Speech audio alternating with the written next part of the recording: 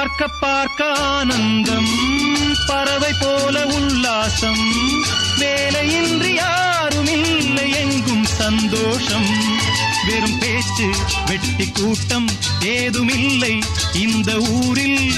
கள்ளம் கபடம் வஞ்சகமின்றி கண்ணியமாக ஒற்றுமை உணர்வுடன் வாழும் சிங்கப்பூர்.